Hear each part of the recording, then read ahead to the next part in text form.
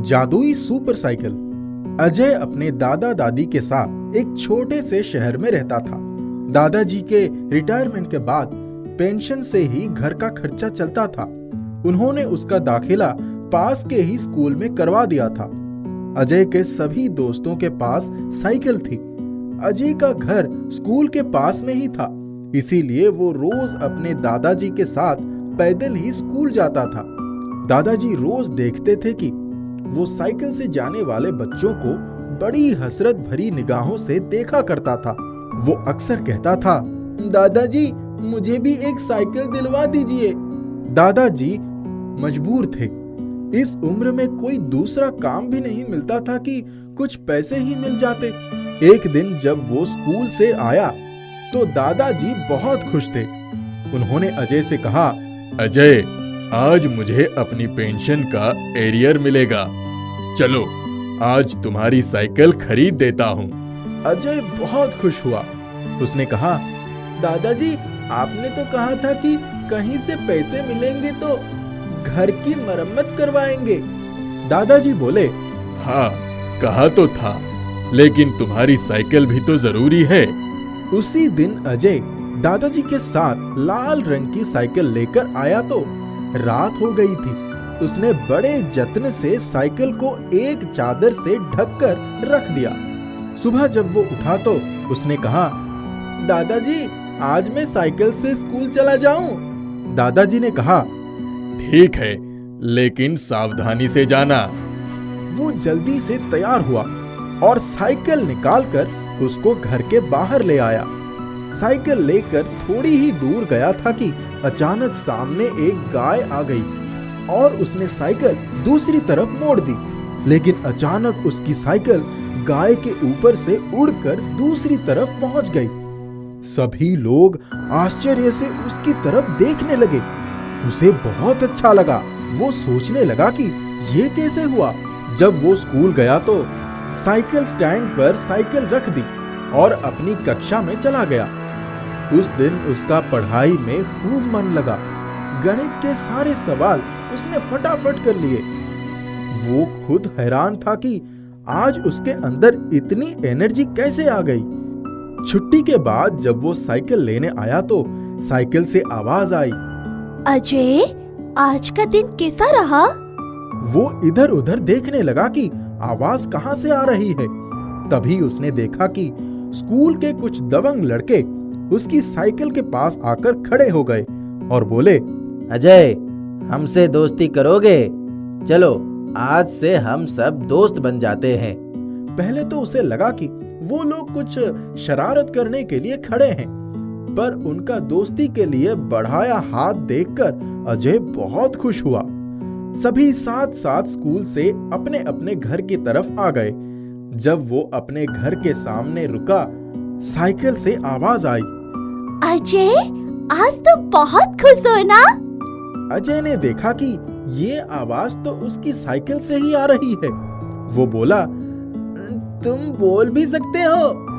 उसने कहा, हाँ, मैं जादुई सुपर साइकिल हूँ। तुम रात में मुझे बाहर मत खड़े करना, मैं तुम्हारे साथ रहना चाहती हूँ। अजय हैरान था। उसने कहा, मेरा कमरा तो बहुत छोटा है। हम लोग खुद बहुत मुश्किल से एक ही कमरे में 3 लोग रहते हैं। तुमको अंदर कैसे रखूंगा? फिर वो बोली, मैं अपना आकार छोटा कर लूंगी। अजय ने कहा, ठीक है। वो उस दिन बहुत खुश था। उसने घर आकर फटाफट खाना खाया और दादी से बोला, दादी मैं थोड़ा साइकिल चलाने जा रहा हूँ। यह कहकर वो बाहर निकल गया। साइकिल बोली, आप कहाँ जाना है? वो बोला, तुम तो जादुई हो ना, चलो जहाँ तुम्हारी इच्छा हो। वो जैसे ही साइकिल पर बैठा, साइकिल फर्राटे भरती हुई चल दी। थोड़ी देर तक चलती रही। अजय तो पैडल भी नहीं मार रहा था, वो अपने आप ही चल रही थी। अजय को बड़ा मजा आया। वो बोलता जा रहा था, इतनी तेज चल रही हो, कहीं मैं गिर न जाऊं। चुपचाप बैठे रहो, जहाँ ले जा रही हूँ वहाँ चलो। वो मेरा घर रहा। साइकिल एक बहुत बड़ी सी हवेली के फाटक पर खड़ी हो गई। अजय बोला, ये तुम्हारा घर है? उसने कहा, हाँ, जाकर देखो, मेरे माता पिता मेरे बिना कितने उदास थे। अजय कहता है, मैं अंदर कैसे जा सकता हूँ? तुम कहे ना, मैं अनुराधा का दोस्त हूँ, वो मेरे ही स्कूल में पढ़ती थी। अजय बोला, लेकिन मैं तो किसी अनुराधा को नहीं जानता हूँ। तुम अंदर तो जाओ। जब वो फाटक खोलकर अंदर गया तो एक रौबदार सुटेड़ वुटेड़ व्यक्ति बाहर ही कुछ लोगों से घिरे बैठे थे। वो भी जाकर कोने में खड़ा हो गया। उन्होंने उसकी तरफ देखते ही पूछा, किससे मिलना है बेटा? अंकल, अनुराधा मेरे साथ पढ़ती थी। उन्होंने उसे उठाकर अपने पास बिठा लिया और बोले, शायद तुम्हें पता नहीं है, अनुराधा तो परसों एक्सीडेंट में मारी गई। उसने हैरानी से पूछा, कैसे? तब उन्होंने बताया कि अनुराधा मेरी इकलौती बेटी थी। हर जगह जाने के लिए उसके पास गाड़ी थी, ड्राइवर भी था, लेकिन कुछ दिनों से उसको साइकिल चलाने का शौक हो गया। उस दिन हम उसके लिए साइकिल खरीदने गए थे और उसको साइकिल पसंद भी आ गई। तभी दुकान पर लाइट चली गई। हम कुछ देर तक इंतजार करते रहे, लेकिन लाइट नहीं आई और हम वापस आ गए।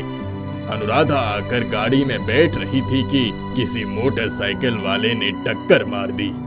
हम तुरंत उसको अस्पताल लेकर गए, पर मेरी बच्ची बहुत अधिक खून बहने के कारण खत्म हो गई थी। इतना कहकर उनकी आंखों से टप टप आंसू गिरने लगे। अजय हैरान था। उसने कहा, अंकल, वो साइकिल लाल रंग की थी क्या? उन्होंने कहा, हाँ, पर तुम्हें कैसे पता? उसको वही लाल साइकिल ही चाहिए थी। तभी किसी ने आकर बताया कि अनुराधा की मम्मी की तबीयत बहुत खराब हो गई है। वो चुपचाप बाहर आ गया। उसे थोड़ा डर भी लगने लगा। जब वो साइकिल के पास गया तो साइकिल बोली, तुम्हारे माता पिता बहुत उदास हैं। मेरा जी चाहता है तुम्हें उनके पास ही छोड़ दूं। आप समझे मैं कौन हूँ? ऐसा कभी मत करना, वरना वो मुझे कभी भूल नहीं पाएंगे। मैं तो कुछ दिनों में ही चली जाऊंगी। आओ, चलो, दादाजी और दादी तुम्हारे लिए परेशान हो रहे होंगे। जब वो घर पहुंचा तो देखा उसके घर की जगह एक आलीशान घर था और बाहर एक गाड़ी खड़ी थी। उसने कहा, ये हम कहाँ आ गए? अजय, तुम बहुत अच्छे हो। इतनी मुश्किल से तुम्हें साइकिल मिली है, लेकिन उसको भी तुम अनजान लोगों को देने को तैयार थे। अब मेरी जादुई शक्ति से ये सब तुम्हारे लिए है। जब वो अंदर गया तो दादी और दादाजी आराम से सोफे पर बैठे थे। उनके पास बहुत सारा रुपया पैसा हो गया था। दादाजी, ये सब जादुई साइकिल का कमाल है। उस दिन से रात को वो साइकिल अपने कमरे में ही रखने लगा। उस जादुई सुपर साइकिल ने उसका जीवन ही बदल दिया। जादुई lunch box.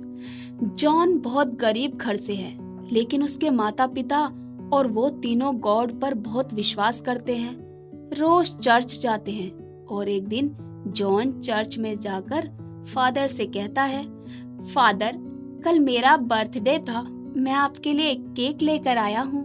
Happy birthday John, तुम लंच बॉक्स रख दो, मैं प्रेयर के बाद केक खा लूंगा। जी फादर। जॉन केक को रखकर घर चला जाता है। दूसरे दिन सुबह वो अपना लंच बॉक्स वापस लेने चर्च जाता है। अरे जॉन, आओ, केक बहुत ही अच्छा था। थैंक यू फादर, मेरी माँ ने बनाया था। तुम्हारा लंच बॉक्स टेबल पे रखा है, ले लो। ठीक है फादर। जॉन लंच बॉक्स लेकर घर आ जाता है और अपनी माँ को लंच बॉक्स देता है। अरे जॉन, ये किसका लंच बॉक्स उठा लाए हो? ये तो अपना नहीं है। ओह, लगता है मैं गलती से गलत लंच बॉक्स ले आया हूँ। मैं अभी वापस कर आता हूँ। जॉन चर्च पहुँच जाता है। फादर, लगता है मैं गलती से किसी और का लंच बॉक्स ले गया घर। मैं वापस करने आया हूँ। नहीं जॉन, ये लंच बॉक्स मैंने तुमको दिया है, गिफ्ट। फादर, ये तो बहुत महंगा लगता है। हाँ जॉन, ये बहुत महंगा है। इसको हमेशा संभाल कर रखना। ये समझ लो कि जीसस ने तुमको ये लंच बॉक्स गिफ्ट में दिया है। जॉन बहुत खुश हुआ और दौड़ता हुआ अपने घर आया और सारी बातें माता पिता को बता दी। तो उन्होंने गॉड का तोहफा समझकर रखने के लिए कह दिया। अगले दिन जॉन स्कूल गया और वहीं लंच बॉक्स लेकर गया। उसने देखा लंच बॉक्स में बहुत सारे तरह के पकवान थे। उसने अपने दोस्तों के साथ शेयर किए, लेकिन खाना खत्म होने का नाम ही नहीं ले रहा था। जॉन तो जैसे देखता ही रह गया और उसके दोस्त भी हैरान थे कि जिस जॉन को रोज सही से खाना भी नहीं मिल पाता था, उसके लंच बॉक्स में इतने सारे अच्छे अच्छे पकवान कैसे। माँ, मैं घर आ गया। चलो जॉन, खाना खा लो। सुबह मैं कुछ बना नहीं पाई थी तुम्हारे लिए, लंच में क्योंकि आटा नहीं था। अरे माँ, ये देखो कितने प्रकार का खाना है इस लंच बॉक्स में। जॉन के माता पिता भी देखकर दंग रह गए। पर उस रात पहली बार तीनों ने पेट भर कर खाना खाया और सो गए। थोड़ी देर बाद तीनों को एक तेज रोशनी दिखाई दी और अचानक एक आवाज आई, तुम तीनों बहुत मेहनती लोग हो और बहुत अच्छे लोग हो। अब तुमको कभी खाने के लिए नहीं तरसना पड़ेगा। ये मेरा आशीर्वाद है। लेकिन एक दिन जॉन का लंच बॉक्स चोरी हो गया। जॉन के एक दोस्त ने लालच में आकर उसका लंच बॉक्स चुरा लिया। जॉन बहुत रोया और जब घर आया तब, माँ, मेरा लंच बॉक्स किसी ने चुरा लिया। अब हम खाना कैसे खाएंगे। इसके बाद तीनों चर्च गए और फादर को सारी बात बताई। गॉड ने तीनों को कहा, आप तीनों घर जाओ। जिसने वो लंच बॉक्स चुराया है वो खुद ही वापस कर जाएगा। इतना सुनकर तीनों को थोड़ा सुकून मिला और तीनों घर लौट आए। वो टिफिन गोलू ने चुराया था। गोलू एक बहुत ही लड़ाकू लड़का था और पढ़ने में भी उसका बिल्कुल मन नहीं लगता था। जब गोलू ने घर जाकर वो लंच खोला तो गोलू को कोई पकवान तो नहीं मिले, लेकिन बहुत मार पड़ी। जब भी वो लंच बॉक्स खोलता, लंच बॉक्स उसको मारता। फादर ने गॉड से प्रे की थी वो लंच बॉक्स जॉन को वापस मिल जाए। परेशान होकर गोलू ने 4 दिन बाद जॉन को लंच बॉक्स वापस कर दिया और उससे माफी मांगी और कहा, जॉन, मैं बहुत बुरा हूँ। मैं हमेशा सबसे लड़ता था और तुम्हारा भी लंच बॉक्स मैंने ही चुराया था, लेकिन मुझे सजा मिल चुकी है। मुझे माफ कर दो। अब मैं प्रॉमिस करता हूँ कि कभी किसी से लड़ाई नहीं करूँगा और अच्छे से पढ़ाई करूँगा। ये सुनकर जॉन को बहुत अच्छा लगा। चलो, इस बहाने गोलू सुधरा तो। जॉन घर आया तो उसने माँ को सारी बात बताई। दूसरे दिन सभी जॉन और उसके माता पिता चर्च गए और फादर को सब बताया। सारी बातें सुनकर पहले तो फादर को हंसी आ गई, क्योंकि फादर के पास एक छड़ी थी जो दिखाई नहीं देती थी। फादर ने ही गोलू की उस छड़ी से बहुत पिटाई करवाई थी ताकि वो सुधर जाए, लेकिन फादर ने किसी को कुछ बताया नहीं और ऐसे ही फादर ने जॉन की भी मदद की और गोलू को भी सबक सिखाया।